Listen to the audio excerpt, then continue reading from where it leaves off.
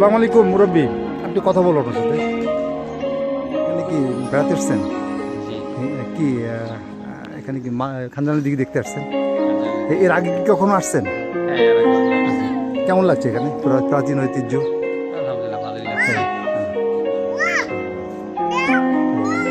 দিঘিটা খুব বড়, তাই তো?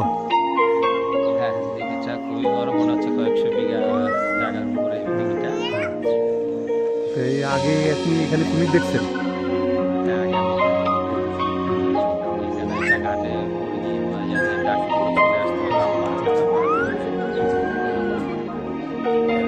এখন আর কুমির আসে না মনে হয়, আমরা দেখি না।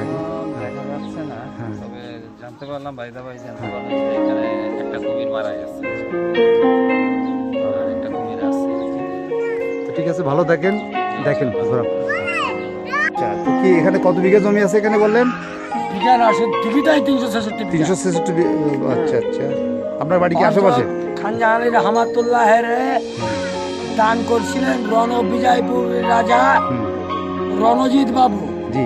121 একর, 821 একর জায়গা হযরত খানজাহান রহমাতুল্লাহের দান করছিলেন।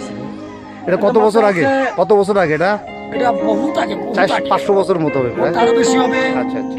2 রাকাত নামাজ পড়ার পরে যে সময় করলো সমস্ত কিছু চেন পরিব যা বলেন সব কাছে হয়েছিল, কিন্তু এই দিঘি এটা কোনো মানুষের কাটে নাই।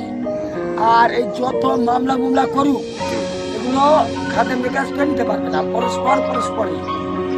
যেমন আপনি একটা কলা গাছ লাগাইলে তার কাছ থেকে কলা গাছে বের হয়, তার ভিতরে আছে ওই পচা দিঘি, 7 গম্বুজ, তারপরে আছে আপনার জিন্দা পীরের মাজার, তারপরে আছে আপনার পাগলা পীরের মাজার।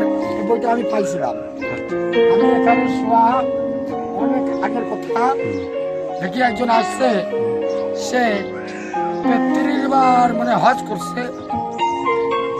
শেষ মা বাবর আলী খাদেম, আমার বড় বাহন আগে তো খাদেম ছিল মকবুল ফকির আর কি, তো না মারা গেছে না? এখানে ছিল, আমি বলি হুমায়ুন ফকির ছিল, আর ফকির ছিল। মানে আমি যেটা আপনাকে বলি শেষ মতো, আমি ওই জায়গা পাহাড় পাগড়া ছিল। আচ্ছা ঠিক আছে, আপনি ভালো থাকেন। এখন ঠিক আছে, শোনেন। আচ্ছা হ্যাঁ।